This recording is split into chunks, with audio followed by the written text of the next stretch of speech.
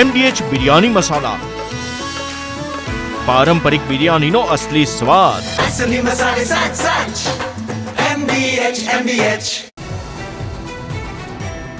સુરત શહેરમાં સતત ત્રીજા દિવસે વરસાદી જમાવટ. લિંબાયતમાં 1 કલાકમાં 4 ઇંચ જેટલો વરસાદ. શહેરના અનેક વિસ્તારોમાં ધોધમાર વરસાદ. પીપલોદ, અઠવાલાઇન્સ, વરાછામાં ભારે વરસાદ. ડુમસ સિટીલાઇટ વિસ્તારમાં પણ વાતાવરણમાં પલટો.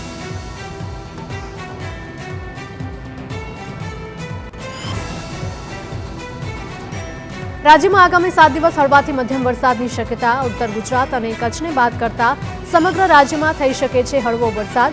કચ્છ, બનાસકાંઠા, પાટણ અને મહેસાણામાં વરસાદની શક્યતા નહીવત.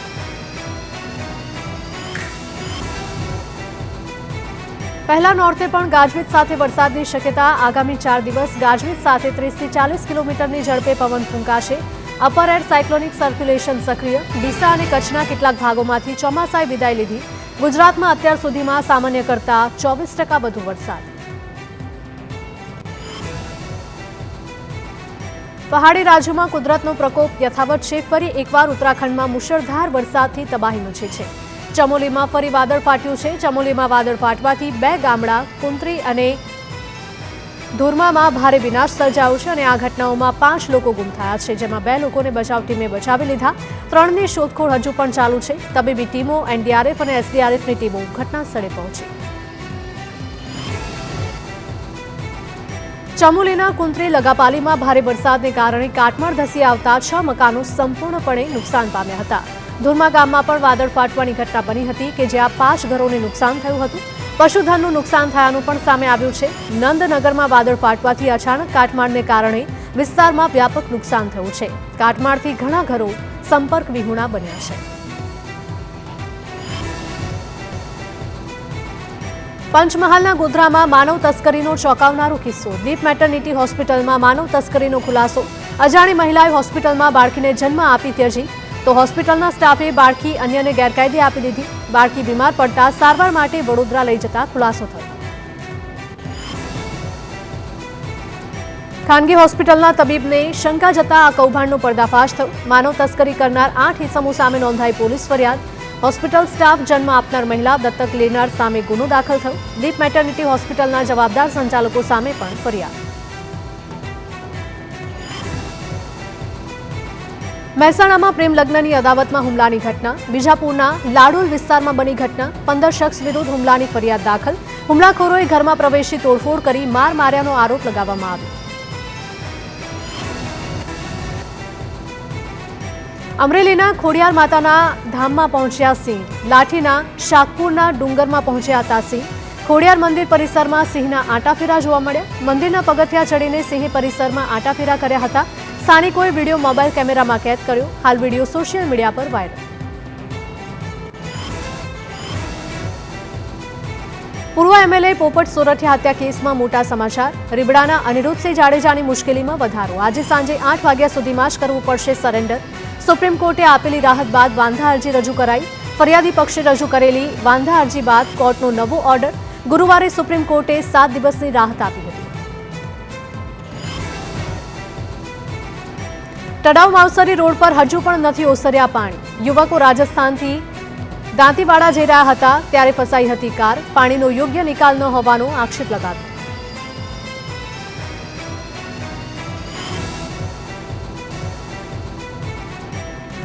અમદાવાદના સોલા સિવિલમાં OPD કેસનું સર્વર ઠપ થયું. કેસ કઢાવવા માટે દર્દીઓની લાંબી લાઈન.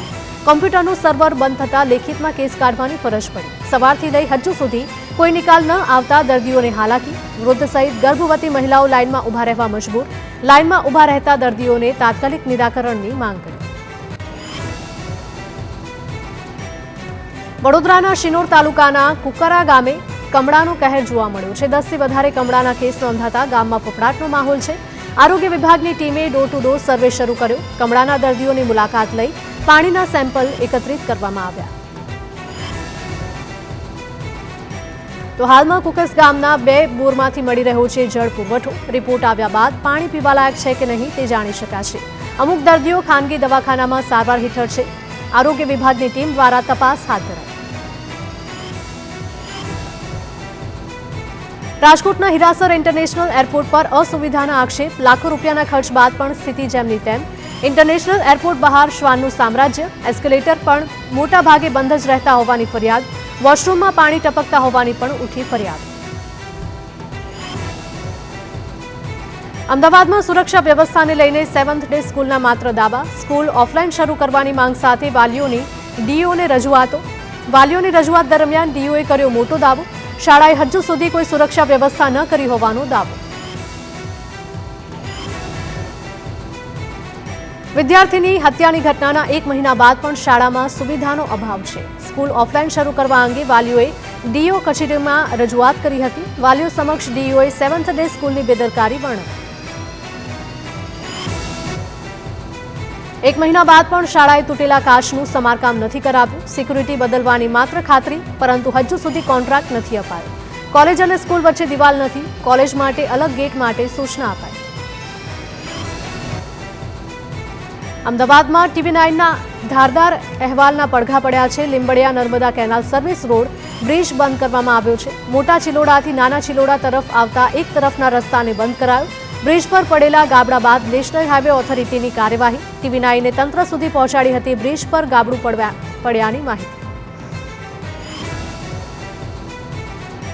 બ્રિજ પર ગાબડાને લઈને વાહન ચાલકો માટે ઊભું થયું હતું જોખમ. TV9ના અહેવાલ બાદ નેશનલ હાઈવે ઓથોરિટી એક્શનમાં. બ્રિજની મજબૂતી, સ્થિરતાને લગતા પરીક્ષણ કરવાની સૂચના અપાઈ.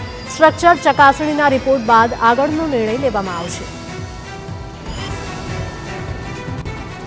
સુરતમાં રત્ન કલાકારોના બાળકોની સ્કૂલ ફીનો વિવાદ. રત્ન કલાકારોના વિરોધ બાદ સુરત કલેક્ટર વિભાગ હરકતમાં. પ્રથમ રાઉન્ડમાં શિક્ષણ સહાયના 6094 ફોર્મ મંજૂર. કમિટીએ મંજૂર કરેલા ફોર્મના 6368 બાળકોને મળશે સહાય. બાળકોની શાળામાં તબક્કાવાર સ્કૂલ ફી સહાય જમા કરાવવામાં આવશે. બીજા 8906 ફોર્મની હાલ ચાલી રહી છે તપાસ. સુરત શહેરમાં શિક્ષણ સહાય માટે કુલ 78,000 ફોર્મ ભરાયા. સરકાર દ્વારા સ્કૂલ ફી સહાય માટે ફાળવાઈ છે 15 કરોડ રૂપિયાની ગ્રાન્ટ.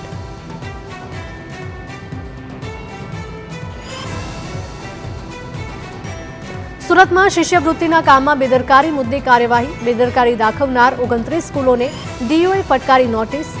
તો શાળાઓને 2 દિવસમાં ખુલાસો કરવા ડીઓનું અલ્ટિમેટમ. અગાઉ આદિજાતિ વિકાસ કચેરીએ સ્કૂલોને કરી હતી ટકોર.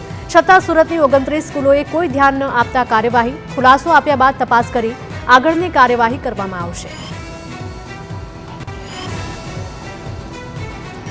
રાજકોટ મનપાના પદાધિકારીઓ વચ્ચે આંતરિક જૂથવાદ. શાસક પક્ષના નેતા લીલુબેન જાદવે વ્યક્ત કરી નારાજગી. મીડિયા સાથે વાતચીત કરતા લીલુબેન જાદવ ભાવુક થયા. હું ગાંધીનગર કામથી ગઈ હતી. મને ખોટી રીતે બદનામ કરાઈ રહી છે. પાર્ટીમાં મારું માન સન્માન જળવાતું નથી. પક્ષમાં રજૂઆત કરી હોવાનું પણ લીલુબેન જાદવે જણાવ્યું.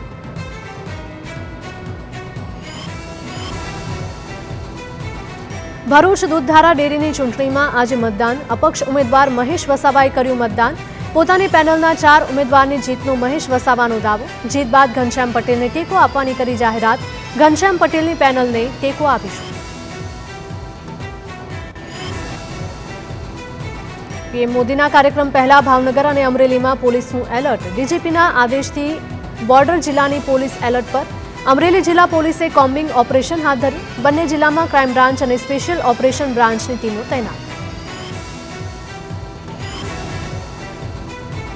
સિનિયર પોલીસ અધિકારીઓએ મધરાત્રિએ કોમ્બિંગની કામગીરી હાથ ધરી. તમામ ગતિવિધિ પર પોલીસની કડક નજર. પીએમ મોદીના કાર્યક્રમ દરમિયાન કોઈ પણ અણબનાવ ન બને તે માટે કડક સુરક્ષા. સુરતમાં મોબાઈલ ચોર ગેંગના સભ્યો પોલીસ સકંજામાં. ઈચ્છાપુર પોલીસે 2 આરોપીને ઝડપી પાડ્યા. બંને પાસેથી ચોરીના 11 મોબાઈલ કબજે લેવાયા. ઘરની બારીમાંથી લોકોના હાથમાંથી મોબાઈલની ચોરી કરતા હતા અને અગાઉ ગાંજાની હેરાફેરીમાં પણ ઝડપાયા હતા આરોપીઓ. સુરત શહેરમાં વધુ એક ગેંગ પર ગુજસી ટોક હેઠળ ગુનો દાખલ. ગેંગ વિરુદ્ધ ખંડણી, મારપીટ, છેતરપિંડી સહિતના 13 ગુના દાખલ. ખંડણીખોર ગેંગનો સુરત શહેરમાં થતો હતો આતંક. પોલીસે ભર બજારમાં આરોપીઓનું સરઘસ કાઢ્યું. આરોપીઓનું સરઘસ કાઢતા લોકોએ પોલીસ જિંદાબાદના લગાવ્યા નારા. ગીર સોમનાથની વેરાવળ પોલીસે સાયબર ફ્રોડના ગુનામાં 2 આરોપીની ધરપકડ કરી. ભેજાબાજ ઓનલાઈન પાર્સલ મોકલવાનું જણાવી મહિલાને કાયદાની આંટીઘૂંટીમાં ફસાવી દેવાની ધમકી આપતા હતા. ક્યુઆર કોડ દ્વારા રૂપિયા 1,15,000 પડાવ્યા હતા. પોલીસે બનાવ અંગે તપાસ હાથ ધરતા મધ્યપ્રદેશમાંથી 2 શખ્સોને ઝડપી પાડવામાં આવ્યા. MDH કિચન કિંગ મસાલા રસોડામાં હોય તો આપણે કંઈ પણ બનાવી શકીએ છીએ. રીંગણાનો ઓળો, બટેટા ફુલાવર, ભીંડી મસાલા અને બીજું ઘણું બધું. MDH